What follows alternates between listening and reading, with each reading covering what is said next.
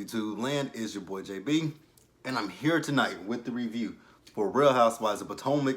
This is season 4, episode number 12, and the episode was titled Goodwill Haunting. So you guys, without further ado, let's go ahead and get into this video. It was a great episode. It might be a lengthy review, so let's go ahead and just get into it.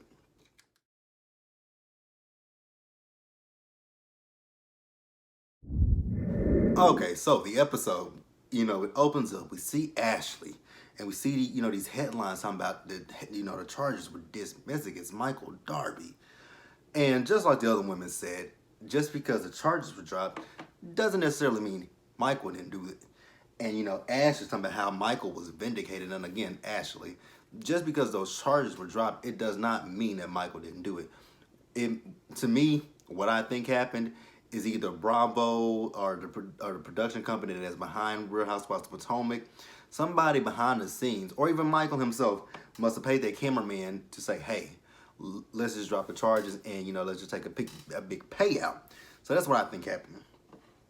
So then we do see Ashley. She's in her house and, she's saging the house, trying to get rid of all the bad spirits and the negative energy. And I'm just sitting there thinking to myself, like, you need to first start with yourself, like cleanse your insides and then sage the house. But, neither here nor there.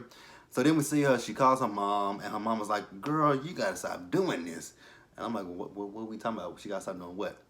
And she's talking about stop calling me when I'm thinking about you, think about calling you, or you think about you, whatever. Don't make no sense.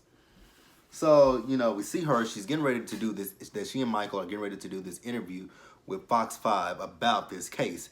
And I'm thinking, damn, Fox 5, y'all local news, like, damn, y'all couldn't go to Good Morning America, the Today Show, Wendy Williams, The Real, Sister Circle Live. I mean, nobody really watches Sister Circle. Well, people do watch it, but, y'all couldn't go nowhere but the local station, if you say so.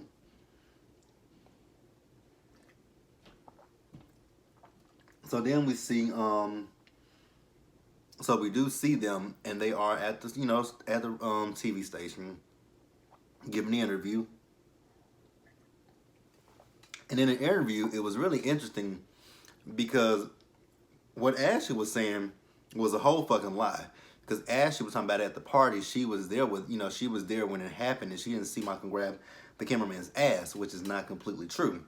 When this all took place, Michael was in the basement. You were upstairs. You were up outside by the pool with Monique, Candace, Chris, and I believe Karen and Ray. So you didn't see this happen. And then something that stood out with me that Michael said was, he was trying to get up there so he can go take the photo with them, and he just accidentally. It was 3 cameramen standing in a row, and he accidentally bumped into the cameraman, and he apologized about it. So I'm like, okay, if you accidentally bumped into the cameraman, then something did happen. And so don't say nothing happened. Obviously, something happened for you to bump into the cameraman. But, Ashley, she's in denial about this shit. She wants to say that Michael was vindicated, but Michael was not vindicated. Like, no. And then so I'm gonna throw this in here because we saw them at the end of the episode. We saw them heading to a party. And I'm going to talk about the party in a little bit. I just want to talk about, because I have it in my notes, like, separate from the party. Because we saw her and Michael, they was driving to the party. And she's talking about how Michael didn't really want to be around the women. But he wants to, this party he went to is for Juan. And we're going to get to the party, like I said, in a little bit. But, she's talking about he wanted to go to the party for Juan. And I'm thinking to myself again, isn't that, like, that doesn't sound the slightest bit odd to you?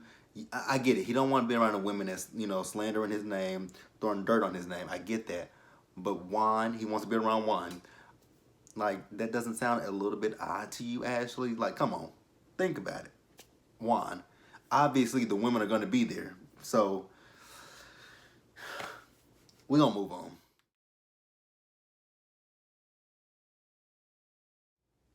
All right, you guys. So, I'm noticing that 3 wives don't really have any storylines.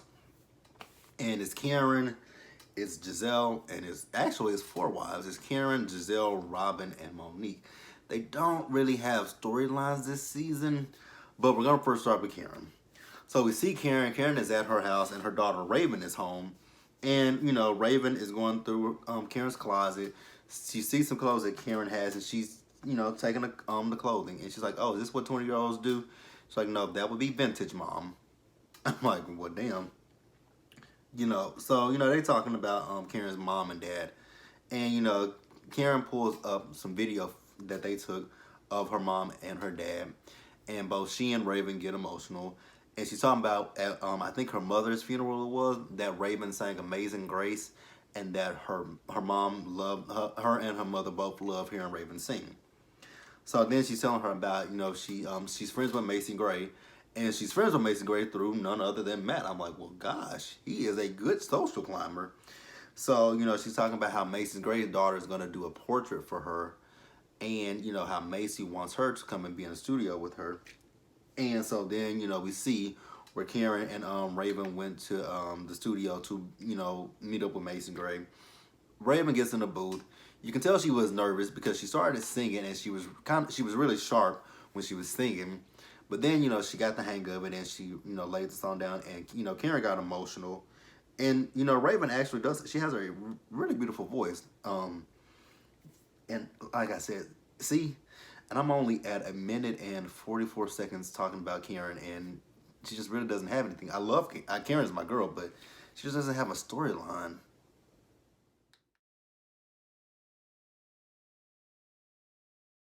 All right, so next we got Giselle, and hers is even shorter than Karen's is going to be. So we see Giselle. Giselle was at home, and she was getting ready to watch the interview that Michael and Ashley did with Fox 5.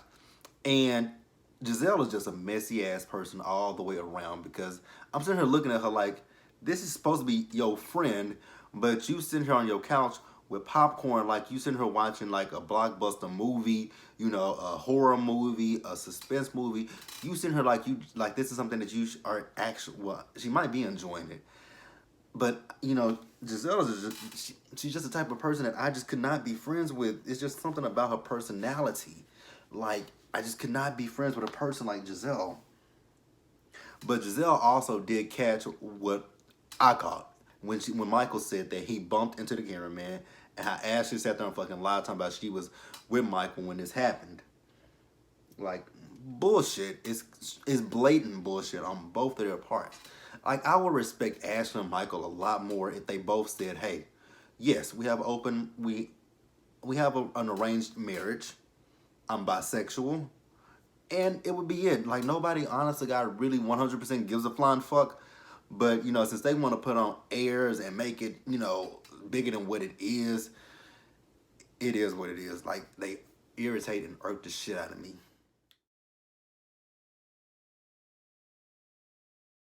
All right, so next we got Monique. So Monique's might be as long as Karen's was. I don't know. But we see Monique. So Monique is talking about how she's getting ready to get into season 2 of her Not for Lazy Moms podcast. We see her in the studio. She's, doing her intro. And, then Ashley shows up. And, Ashley's talking about the interview with Fox 5. Again, Michael is vindicated. I don't know how Michael's vindicated, but if you say so. And then she's also talking about how Michael is torn and he's upset that he's in this position. Well, Michael wouldn't be torn and upset that he's in this position if Michael did not put himself in said position. So you can't be upset and mad with other people for something that you did. So, then she's talking about how the other ladies are so opinionated. That's the pot calling the kettle black, Ashley. Because you have been so opinionated over the last 3 years. Because this year you want to be quiet as a church mouse, but for the last 3 fucking years you have been so fucking opinionated in Robin and Juan's life, Karen's life, and Monique's life. So it's just like, karma's coming back to pay you back. Like, you've done it for 3 years. Like, I feel sorry for Ashley for what's going on, but I don't 100% feel sorry for Ashley. Like, I'm 50%, I 50% feel sorry for Ashley because she doesn't deserve to go through this, because it's got to be, it has to be humiliating as shit. But also, you can't do that to other people and not expect for something bad to happen to you. It's karma. What goes around comes around. Like, I just don't understand her. So then, I forgot how Candace came up in the conversation, but Monique showed, oh, because I guess Candace was saying that Monique was, just as opinionated as they were. Now, Monique seems to feel that with the ladies that they're taking great pleasure in seeing Ashley go through this. I don't think the ladies are taking great pleasure in seeing her go through this because they've all have said something to her in this situation. Karen has said something to her. Despite how I feel about Giselle, Giselle has said something, but it's still backhanded and it's slightly messy. And Robin tried to tried to keep from saying anything to her. Candace just did it because I don't know why.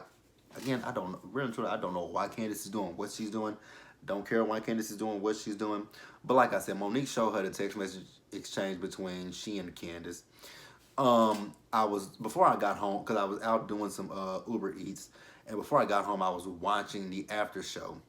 So on the after show, and even on the after show, and even on Twitter, they were tweeting about it because Robin said that this lets you know not to ever text Monique ever, and then Giselle quote retweeted it and said ever, and then Monique quote retweet Monique quote retweeted Giselle and said nobody over here ever texts you. but on but on the after show, they were talking about should Monique have shown the text messages. I don't know. I can see both sides of the spectrum. Like you would be like, damn, if I text you something, you're gonna go back and tell everybody what I said. But at the same time, if somebody's dragging your name, trying to drag your name through the mud, then yes, if you got text messages to prove like, hey, this is what I said and this is what they said, then yes, I agree with you doing that. Because I do it too. When people start trying to say, oh, Gerald said this.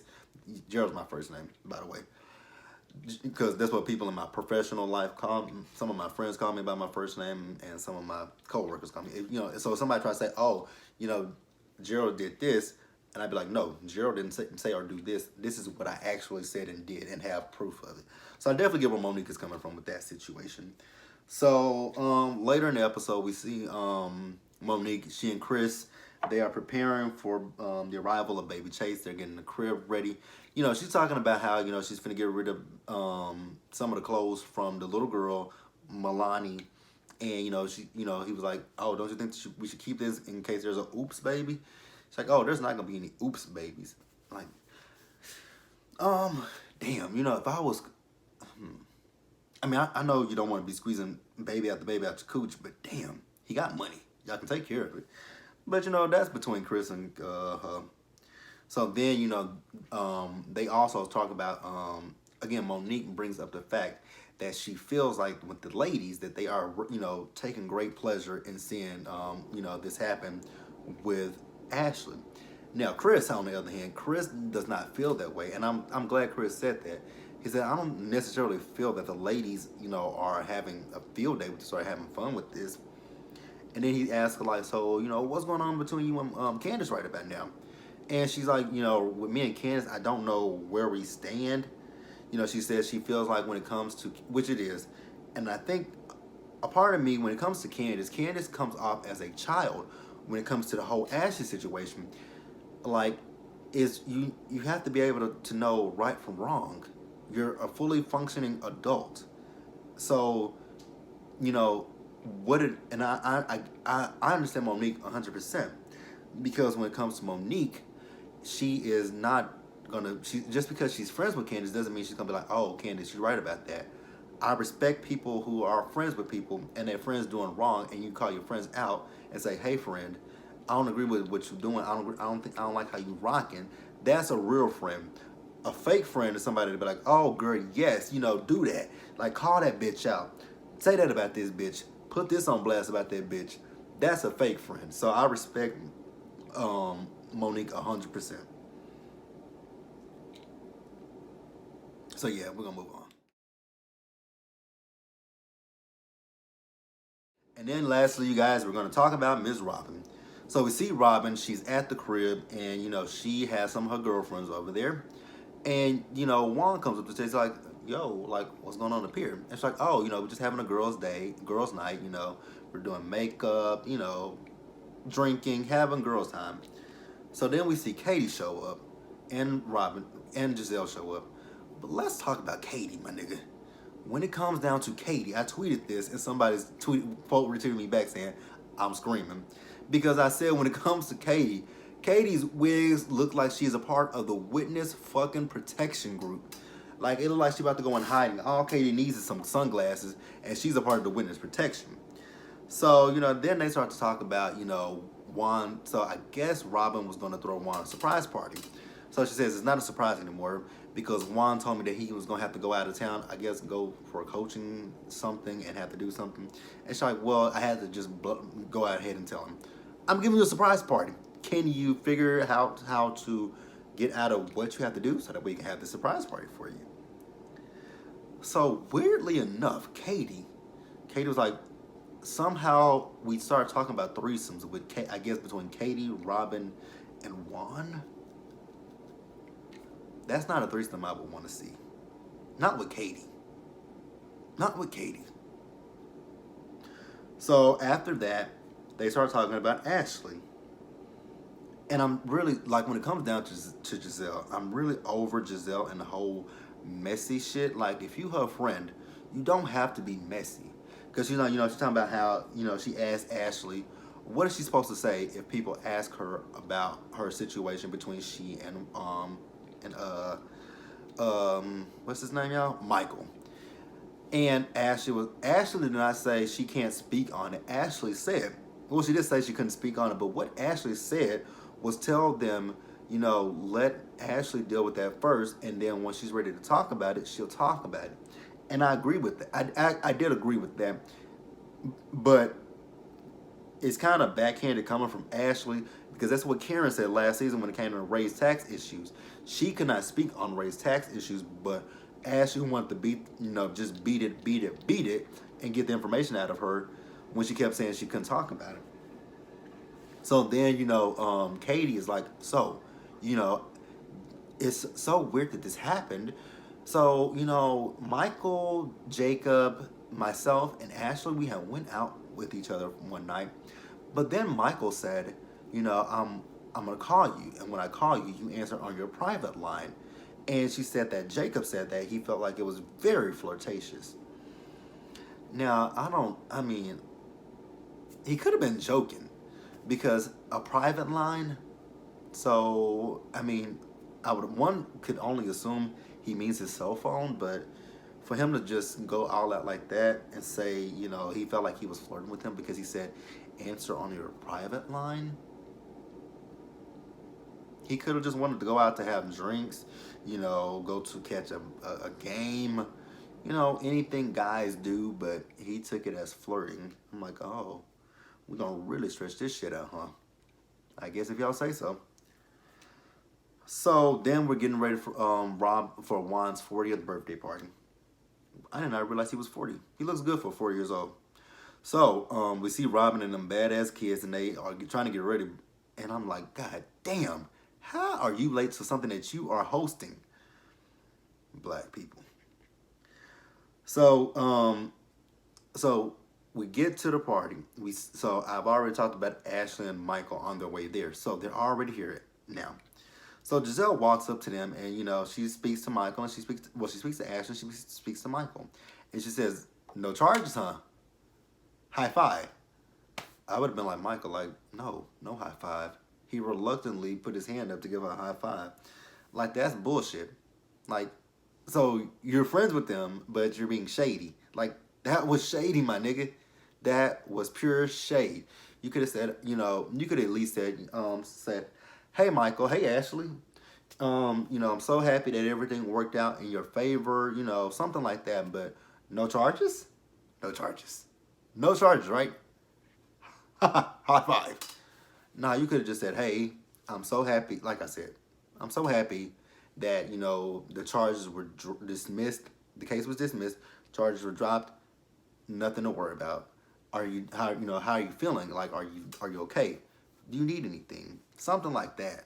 But to do what she did, just messy as fuck. So everyone is there at the party with the exception of Monique because she had a previous engagement. And I'm still stuck on the fact that Robin was late. She was late to something that she's throwing. Okay, so, and we do, so while we're there, we do notice that, Juan is having a good interaction with Michael. I'm like, so obviously Juan doesn't know anything about the whole dick sucking comment, but Robin let us know. He does know about it, and the reason why he knows about it, because she really wasn't going to bring it up.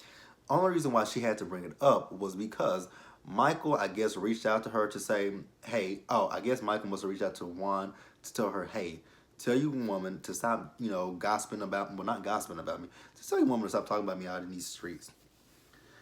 So she had to tell him about the dick sucking comment, and the producer's like, so whose dick did he want to suck? She's like, I can't say. I'm not gonna say it. I don't want to make anybody uncomfortable.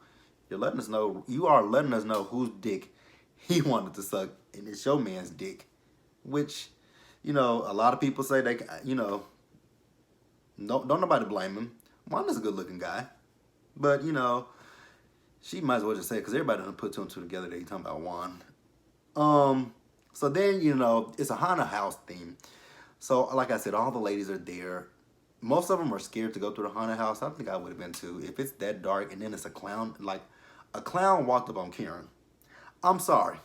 I'm definitely afraid of clowns. Like, seriously, I hate clowns. Like, I've been afraid of clowns since I first saw it. And I think I was about maybe 7 years old when I first saw it. Like, my cousin, something wrong with that girl. Love my cousin to death, but there's something wrong with that child.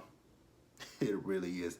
She loves it, and she loved Chucky. And she had a Chucky doll. She had a Chucky doll, and her little brother, he set the damn doll's hair on fire. He set the. I'm like, what the fuck? Like, oh my god. But yeah, I'm terrified of clowns because of it. I have not saw it in almost 20 years. I did not see the remake that came out last year. I'm not seeing the one that's coming out this year. Ugh. But when that clown walked up on Karen, she said, I'm like, better Karen than me, because I probably would have pissed my pants. And, I probably would have pissed and shit on myself. No lie. Clowns freak me out. We gonna move on from that, because, oh God. So, once again, Ash is talking about how she feels like Michael is vindicated. She's talking to the ladies. And, she tells him that he was cleared. And, how he felt like she felt like the ladies would use this against them. And I'm like, the same way that you've used things against Robin, Monique, and Karen. Kind of like that, huh, Ashley? Okay. Now, once again, like I keep saying, Michael was not vindicated. He was not cleared. The charges were dropped and the case was dismissed. But we don't know what happened behind the scenes. You know, however, and you know that somebody paid that man off. Like, I just wish she would be honest about it. But it's Ashley we talking about. Like, just be fucking honest. Somebody paid that man off. I don't give a fuck what you say. He was paid off. So also Ashley wanted to say that the ladies, specifically Giselle, jumped to conclusions saying that he was guilty, that he did it. Well, history has proven that he will grab a man's ass. And Candace even brought that up. He said he did grab somebody's ass. She said no, he did not grab anybody's ass. When it came to Andrew, he was like, come dance with me. You don't do this to come dance, and especially as somebody's ass. If you want somebody to come, dance with you, you be like, come on, let's get on the floor and let's dance, let's do it. Like, no, not that way, but you know what I mean. Like, let's have fun. Like, come on, get on the dance floor with me. Like, let's have a good time. Let's as the old people say, cut a rug. Like, I'm over Ashley. She's so fucking full of shit. Alright, so to close out the video, bravo. Before the episode ended, they showed some unseen footage. Now, the unseen footage was from a different angle. I don't know if that was Monique's cameras or if it was the producers, not the cameraman's angle. And Giselle was talking about, how coincidental that, this was at Monique's house, but she has cameras around her house, but not one camera was focused on this situation. Like nobody saw this, but we saw the unseen footage.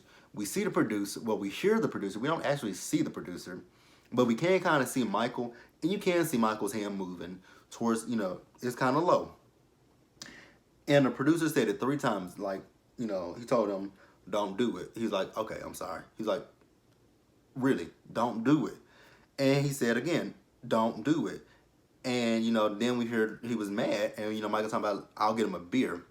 Now I did see, because I was looking at Roxanne's Forest Rock's tweet. She tweeted that Monique has said that that wasn't the cameraman, that was her cousin. So then I went to Monique's Twitter, and she did say that. And then she put her cousin's handle in the tweet. So then I went to his Twitter, and he said that that was him that was talking. I don't know what's what, but like Candace said, where there is smoke, there is fire, and there is literally a pile of shit that is burning. So something is not clean in the milk. Something is not clean in the milk. But I do believe Michael did something, because again, and they even preference from the Fox 5 interview where he said he bumped into the cameraman. So obviously something happened. Now, I'm trying to think, like, why, if that was Monique's cousin, why would they use his voice? And the only thing I can come up with for the cameraman is, one, he's not a cast member, so he doesn't have a microphone on. He has not signed a waiver to be on camera, so they can't really use his likeness or his voice. So that's the only thing I can come up with 100%. But let me know what you guys think, and we'll just talk it down in the comment section below. Be sure to like the video, leave your comments, subscribe to the channel, share the video. Let your peeps know if they watch Real Housewives of Potomac. Let them know, hey, I know somebody who does a good job reviewing the show. You should go check him out. And also, before I close this out, I do want to ask the question of my subscribers, the people who watch Housewives. Do you guys simply just watch Potomac and Atlanta, or do you guys watch all the Housewives? I, however, do watch all the Housewives. Some of them annoy me just a little bit. I'll tell you what my favorite cities are right now. Number one and two is kind of tied, because I'm loving Potomac. Potomac is having a great season so far. Dallas, they had a great season last season, and I'm expecting something good from season 4. I'm really ready to see what Orange County got coming for us, with Vicky Gummels and not being a full-time cast member. Beverly Hills, they have got to do something with Beverly Hills, because this season of Beverly Hills, I don't know what the fuck has happened, because all we talked about was Lucy, Apple Juicy. I'm like, what the fuck? Vanderpump is gone. The reunion is all over the place, because Camille is doing the absolute most. The ladies don't want to talk about their legal issues. Dorit doesn't want to talk about hers. Erica Jane Girardi doesn't want to talk about her shit. Kyle doesn't want to talk about her shit. And Beverly Hills, Kyle is actually my favorite. Like, I love Kyle. I know people don't like Kyle. I love Kyle. Beverly Hills needs to be revamped. New York City, oh my God, New York had a great season. I enjoyed New York, with the exception of Luann, who is so, oh God, her ego, and she's so selfish and self-centered. Oh my God. Jersey, I have a love-hate with Jersey. I really do. I love Jersey, but I don't love Jersey at the same time. That's it, right? We got Atlanta, Beverly Hills, New York, Potomac, Dallas, Orange County. I'm gonna start over, because I think I said Atlanta, Beverly Hills, New Jersey, New York, Potomac, Dallas. How many? I always forget. But I watch all the Housewives. But let me know which ones you guys watch, and I will see you guys later. It is almost 1 o'clock here in Dallas. I am going to probably watch Claws, and I'm probably gonna wake up early tomorrow morning, early in the morning, and record Claws and upload it before I go to work. So until then, you guys, later.